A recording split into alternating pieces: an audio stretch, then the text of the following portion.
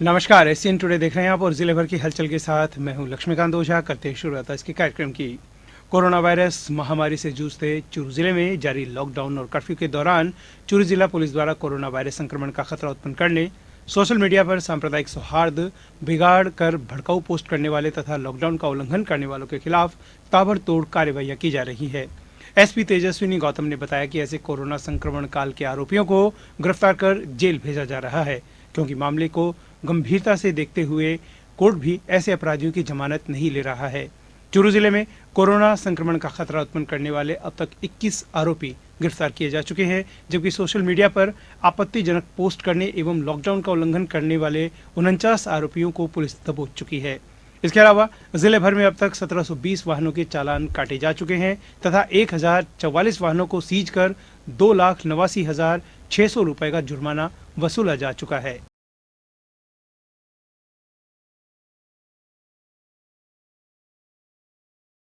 दिल्ली के निजामुद्दीन में तबलीगी समाज के मरकज में कोरोना संक्रमितों के मिलने से पूरे देश में सनसनी मची हुई है। चूरू में भी अब तक के 9 कोरोना पॉजिटिव तबलीगी जमात के वे लोग हैं जो निजामुद्दीन जलसे में शामिल होकर लौटे थे।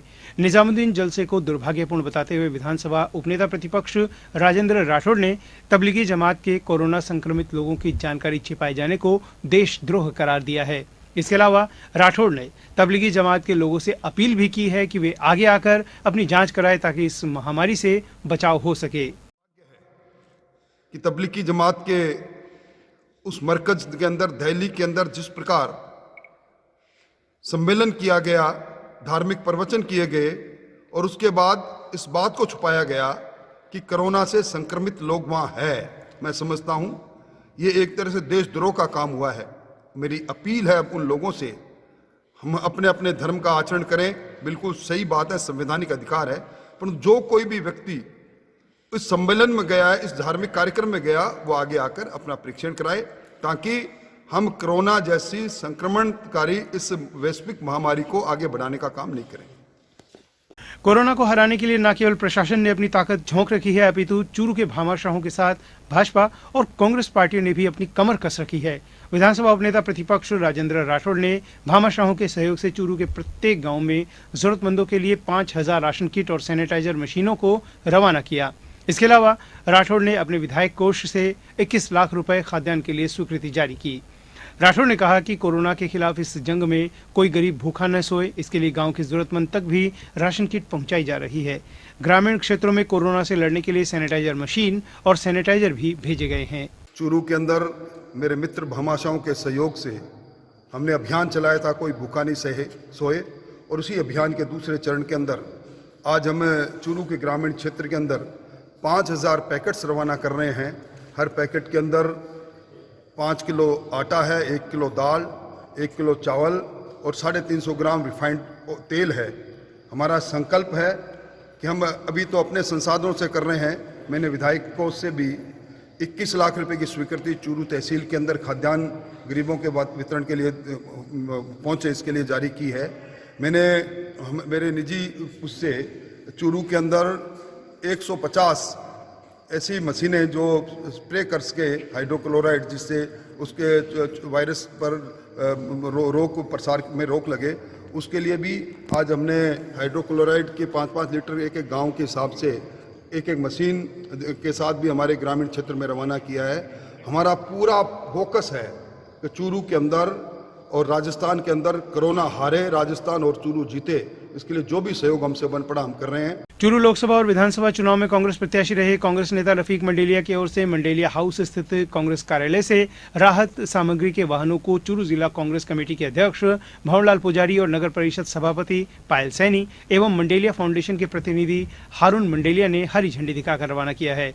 इस अवसर पर मंडेलिया फाउंडेशन के प्रतिनिधि हारून मंडेलिया ने बताया कि फाउंडेशन की ओर से चूरू विधानसभा क्षेत्र के शहर और देहात क्षेत्र में 15,000 राशन सामग्री की किट जरूरतमंदों तक पहुंचाई जाएगी।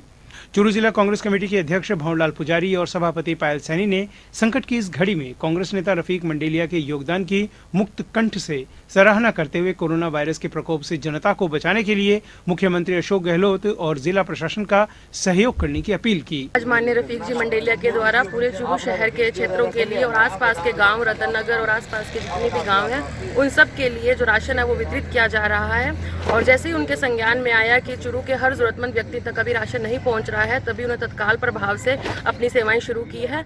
पहले भी उन्होंने जो चूरू शहर के अंदर जो फॉगिंग नगर परिषद द्वारा करवाई जा रही थी, उसमें अपनी एक गाड़ी लगाई थी जिसने पूरे शहर के सभी क्षेत्रों के अंदर फॉगिंग करी थी। और आज उसी श्रृंखला के अंदर उन्होंने एक बहुत बड़ी 15,000 पैकेट्स जो है उन्होंने उसकी घोषणा की है। और साथ ही उन्होंने ये भी कहा है कि जब तक कर्फ्यू रहेगा और जब तक लॉकडाउन रहेगा, तब तक किसी भी तरीके की राशन की कमी मैं नहीं आने दूंगा। आगे भी जैसे जैसे आप लोगों को जरूरत पड़े वैसे वैसे आप मुझे अवगत करवाते रहें और लोगों तक राशन पहुंचता रहेगा। और जो सैनिटाइजेशन है वो अभी भी जारी है। और आगे जब तक ये जो संकट है कोरोना वायरस का जब तक हमारे ऊपर है, तब तक उनकी जो सेवाएं हैं फॉगिंग मशीन की और राशन की, वो समय समय पर मिलती रहेगी। पीएम के दिया जलाकर एकता दिखाने की अपील पर राहुल गांधी के ट्वीट के जरिए किए गए वार पर विधानसभा उपनेता प्रतिपक्ष राजेंद्र राठौड़ ने वार करते हुए इसे देश की एकजुटता के खिलाफ बयान बताया है। राठौड़ ने कहा कि राहुल गांधी के बचकाने बयानों को देश की जनता गंभीरता से नहीं लेती है। आपको बता दें कि राहुल गांधी ने बिना प्रधानमंत्री नरेंद्र मोदी का नाम लिए बगैर ट्वीट किया था कि कोरोना वायरस से निपटने के लिए भारत पर्याप्त संख्या में टेस्टिंग नहीं कर रहा है। लोगों से ताली बजवाने और आसमान में टॉर्च जलवाने से यह समस्या दूर नहीं होगी। देश के अंदर इस प्रकार का बयान राहुल गांधी के द्वारा जारी करना कि आसमान में कोरोना की लड़ाई लड़ी नहीं जाती, कोरोना की लड़ाई आसमान में नहीं दिलों से लड़ी जाएगी। जब दिल मजबूत होगा, मन मस्तिष्क मजबूत होगा तो कोरोना हारेगा। मैं राहुल गांधी के बयान की कड़ी आलोचना करता हूं, सिरे से खारिज करता हूं। और दुर्भाग्य है कि इस प्रकार की बचकाना बयान देना इनकी आदत पड़ गई है और इसी कारण से हिंदुस्तान के लोगों ने आज राहुल गांधी के बयान को गंभीरता से लेना बंद कर दिया है।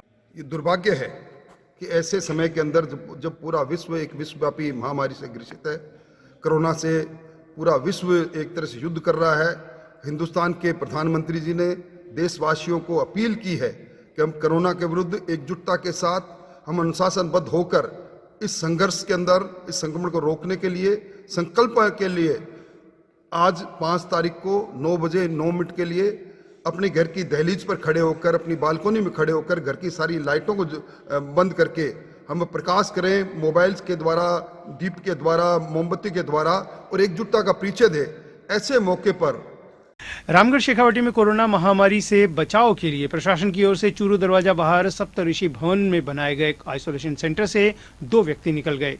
पुलिस ने बताया कि रविवार सुबह चिकित्सक की टीम आइसोलेशन सेंटर में ठहराए गए लोगों की जांच करने आए तो 2 जने गायब मिले। आपको बता दें कि लॉकडाउन के दौरान प्रदेश के अन्य स्थान से आने वाले 25 जनों को प्रशासन की ओर से सप्तऋषि भवन में बनाए गए आइसोलेशन सेंटर में रखा गया था, जिस पर शिक्षक रमेश कुमार ने पुलिस को सूचना दी। इस पर पुलिस ने दोनों व्यक्तियों के खिलाफ मामला दर्ज कर उनकी तलाश शुरू कर दी है। सरदारशहर में सोशल मीडिया पर धार्मिक उन्माद फैलाने वाली पोस्ट डालने को लेकर पुलिस द्वारा त्वरित कार्रवाई करते हुए 2 लोगों को गिरफ्तार किया गया है। थानाधिकारी महेंद्र दत्त शर्मा ने बताया कि सोशल मीडिया पर आरोपी वार्ड नंबर 36 के निवासी मोहम्मद जावेद पुत्र निजामुद्दीन और मोहम्मद हुसैन पुत्र अली मोहम्मद व्यापारी को गिरफ्तार कर मुकदमा भी दर्ज कर लिया गया है। पुलिस अधिकारी ने बताया कि कोरोना वायरस महामारी के चलते धार्मिक उन्माद फैलाने, भ्रामक प्रचार करने और सरकारी आदेशों की पालना नहीं करने वालों के विरुद्ध तुरंत सख्त कार्रवाई की जा रही है। कोरोना महामारी के चलते सरदार शहर कस्बा में जो कर्फ्यू लगा हुआ है, इसको लेकर जो सोशल मीडिया पर झूठे संदेश या गलत जानकारियां प्रसारित की जा रही है इस महामारी को लेकर, या धार्मिक उन्माद फैलाने जैसे कोई मटेरियल इस पे डाले जा रहे हैं, उसी बात को लेकर पुलिस द्वारा लगातार कार्रवाई की जा रही है। इसी क्रम में आज 2 व्यक्तियों को गिरफ्तार किया है। मोहम्मद हुसैन और मोहम्मद जावेद नाम के 2 लोगों को गिरफ्तार किया है, जो सोशल मीडिया पर इस बीमारी को लेकर गलत प्रकार से जानकारियाँ प्रसारित कर रहे थे और झूठी अफवाहें फैला रहे थे। इस बात को लेकर इन दोनों को गिरफ्तार किया गया और मुकदमा दर्ज किया गया। आगे कार्रवाई जारी रहेगी? बिल्कुल, कल भी इसी तरीके से 2 मुकदमे लोगों को गिरफ्तार किया गया था। थाना पर इस संबंध में एक रमेश सब इंस्पेक्टर के नेतृत्व में एक टीम गठित की गई है, जो सोशल मीडिया पर इस तरीके के जो मैसेज वायरल हो रहे हैं या कोई प्रचार प्रसार किया जा रहा है, उसको लेके हम निगरानी रख रहे हैं लगातार और इसमें सख्त कार्रवाई की जाएगी आगे भी।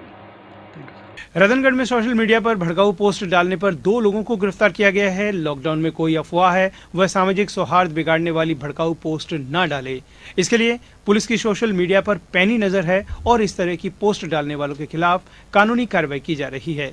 पुलिस ने सोशल मीडिया पर धार्मिक भावना को आहत करने तथा भड़काऊ पोस्ट डालने पर रवि तथा इस पोस्ट को शेयर करने पर मनोज को गिरफ्तार किया है। पुलिस ने दोनों को धारा 151 में गिरफ्तार किया। रतनगढ़ के बाजार आज वीरान और सुनसान दिखाई दिए। इसका कारण यह था कि कोरोना महामारी के संक्रमण को रोकने के लिए सरकार द्वारा लगाए गए लॉकडाउन की पालना में रतनगढ़ के बाजार दोपहर 12 से शाम 4 बजे तक खुले रहते हैं, लेकिन आज थोक और खुदरा व्यापार संघ के आह्वान पर व्यापारियों ने अपने अपने प्रतिष्ठान बंद रखकर कोरोना महामारी के संक्रमण की इस चेन को तोड़ने में अपना योगदान दिया। दोपहर को बाजारों में रहने वाली चहल पहल आज नदारद थी तथा शहर की सड़कें वीरान रही, जिसके चलते क्षेत्र में कर्फ्यू जैसा माहौल दिखाई दिया। वहीं बाजारों में पुलिस के जवान मुस्तैद रहे। हालांकि कुछ सब्जियों की दुकानें खुली रही, लेकिन ग्राहकों की आवाजाही और दिनों की तुलना में बहुत कम रही। देश में चल रही कोरोना वैश्विक महामारी को लेकर मुख्यमंत्री अशोक गहलोत ने रतनगढ़ विधायक अविनेश महर्षि से दूरभाष पर वार्ता कर विधानसभा क्षेत्र में कोरोना महामारी के आपदा प्रबंधन को लेकर विस्तृत चर्चा की। विधायक महर्षि ने बताया कि मुख्यमंत्री ने रतनगढ़ विधानसभा क्षेत्र में चल रही आपदा प्रबंधन कार्यों के बारे में पूछते हुए कहा कि प्रशासनिक अधिकारी और जनप्रतिनिधि सभी एकजुट होकर आपदा प्रबंधन के कार्य को ठीक ढंग से लॉकडाउन के समय में आमजन तक राहत पहुंचाने की पूरी कोशिश करें। इस दौरान विधायक अविनेश महर्षि ने मुख्यमंत्री को आगामी 2 माह के बिजली और पानी का बिल स्थगित करने के प्रस्ताव पर आभार प्रकट करते हुए मुख्यमंत्री से मांग की है कि लॉकडाउन के दौरान बाजार पूरी तरह से बंद होने से गरीब एवं मध्यम वर्ग के लोग बिजली पानी के बिल का भुगतान करने में असमर्थता जाहिर कर रहे हैं। इसीलिए 2 माह के बिजली पानी के बिल संपूर्ण माफ करे, जिससे आमजन एवं गरीब मजदूर को राहत प्रदान हो सके। हमने 2 दिन तक मीटिंग करने के बाद में और बड़ा मुश्किल से इसको आगे किया है, लेकिन फिर भी पैसा उन्होंने ये भी कहा है कि पैसा गवर्नमेंट के पास में नहीं है, लेकिन फिर भी मैंने दोबारा उनसे मांग की, कहा उनको कि भाई ये तो आपको करना ही चाहिए क्योंकि लोगों के पास में पैसा नहीं है। तो उन्होंने लास्ट में ये कहा है कि चलो इसके अंदर विचार करते हैं, देखते हैं। तो मैं उम्मीद करता हूं राजस्थान के मुख्यमंत्री जी से कि लोगों की ये बिल्कुल वास्तव में समस्या है, इस समस्या से निजात दिलाने के लिए बिजली के बिल 2 महीने के, बिजली और पानी के बिल 2 महीने के माफ कर देने।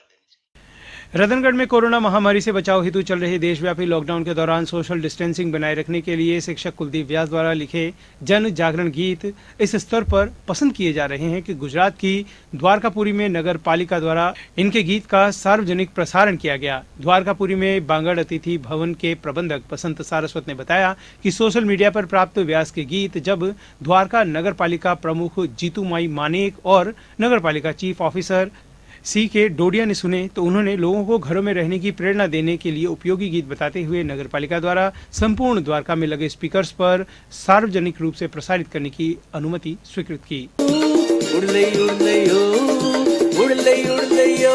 रतनगढ़ में केंद्र और राज्य सरकार के निर्देश पर 14 अप्रैल तक लॉकडाउन आदेश जारी होने के बाद लोग घरों में कैद है। इस कोरोना विपदा के मद्देनजर जरूरतमंद लोगों को राहत पहुंचाने की कड़ी में लॉयंस क्लब रतनगढ़ प्रेरणा के द्वारा lion Sandeep Kandoi, lion Virendra Kumar royal, lion Kailash Chandra Soni के आर्थिक सौजन्य से 100 आटे के पैकेट जरूरतमंद परिवारों को दिए जा रहे हैं। साथ ही समाजसेवी दिलीप भाई पटेल द्वारा जरूरतमंद लोगों को वितरण करने के लिए 51 कार्टून नमकीन दिए गए। चूरू के गांव घांगू में कोरोना महामारी के चलते लॉकडाउन चल रहा है। ऐसी स्थिति में दिहाड़ी मजदूर और जरूरतमंद लोगों को राशन खाद्यान्न उपलब्ध करवाने का कार्य कर रहे हैं। गांव घांगू के उमाशंकर जांगिड़ ने गांव घांगू, दांदू, बास जैसेका में आज लगभग 210 परिवारों को खाद्यान्न उपलब्ध करवाकर नेक कार्य किया है। खाद्यान्न में आटा, रसोई में काम आने वाले मसाले और चाय, चीनी का राशन देकर जरूरतमंद दिहाड़ी मजदूरों को संबल प्रदान किया है।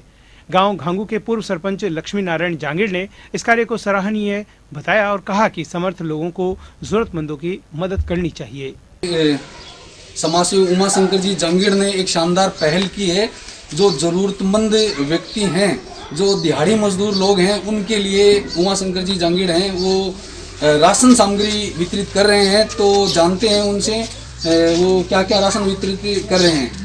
हाँ उमाशंकर जी, आप जो आज घांगू में वो ये राशन सामग्री वितरण कर रहे हो तो इसमें क्या क्या दे रहे हो आप?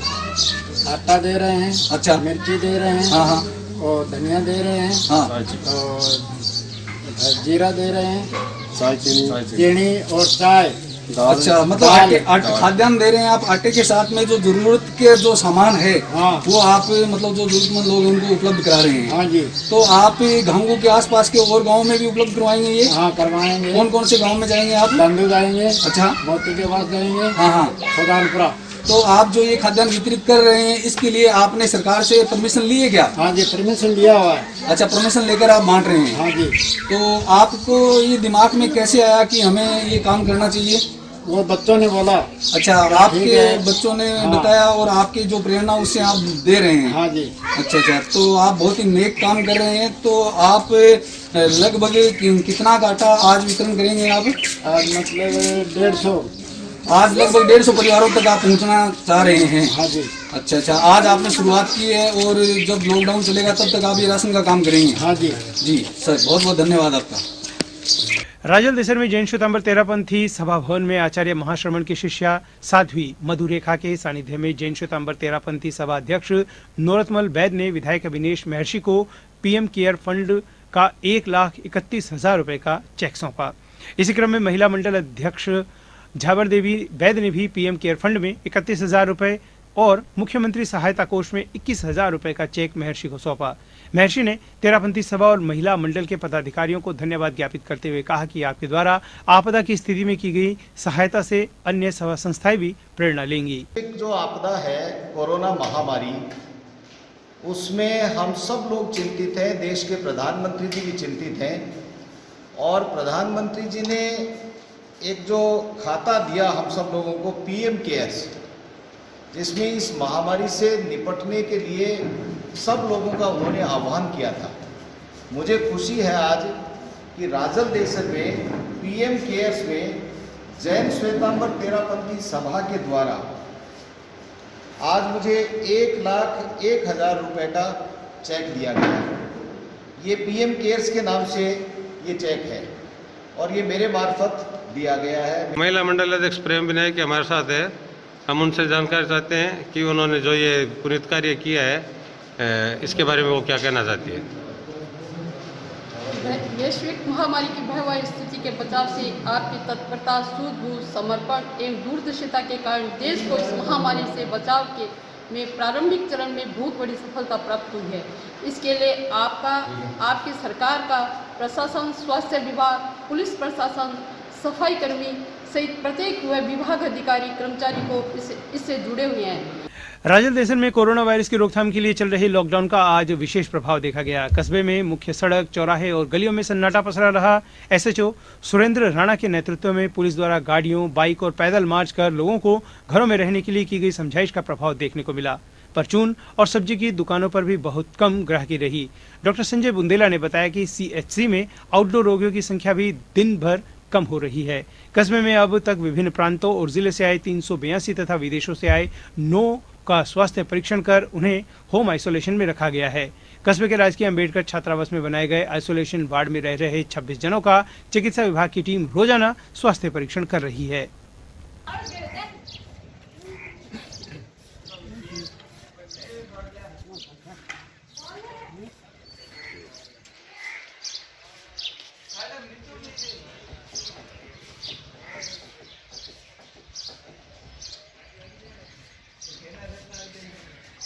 कितने पेशेंट राजलेश्वर से बाहर से आ चुके हैं? दूसरे जिलों के तो 382 लोग अपने यहाँ रिपोर्ट हैं, होम आइसोलेशन में चल रहे हैं और दूसरे विदेशों से आने वाले लोग 11 थे जिनका क्वारंटाइन पूरा अपना होम आइसोलेशन पूरा हो चुका है।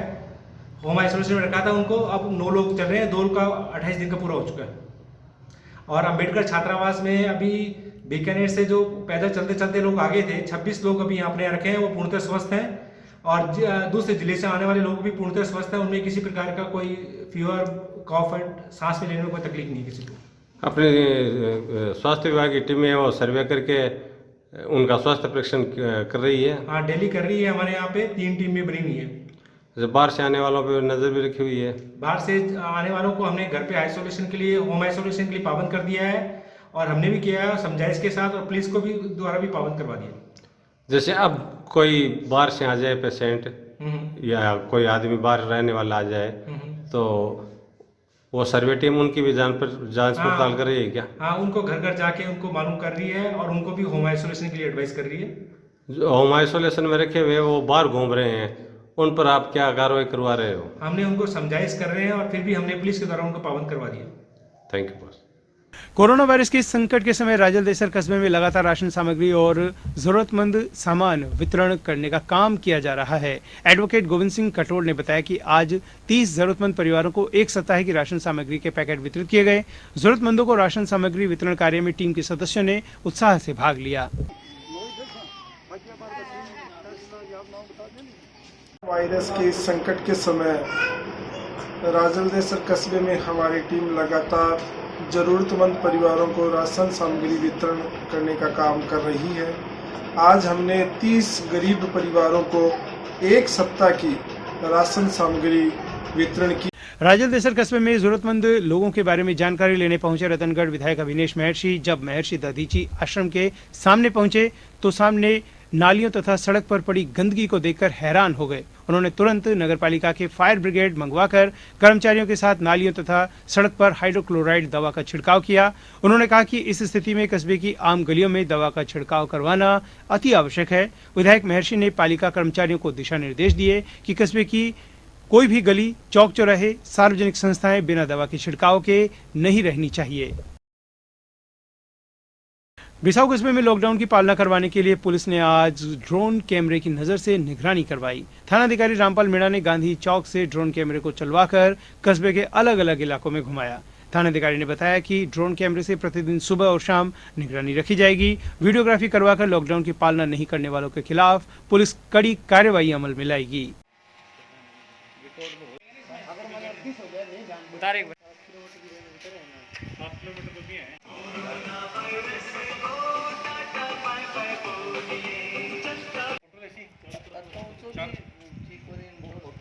पाँच सौ मीटर तक की। हाँ। तो अभी जो रिकॉर्डिंग हो रही है वो कहाँ की हो रही है? अभी कितना दूर हो रही है, कितना दूर कवर करता है? अभी मेरे को इस साइड में बिसाऊ रोड तक की रिकॉर्डिंग हो रही है।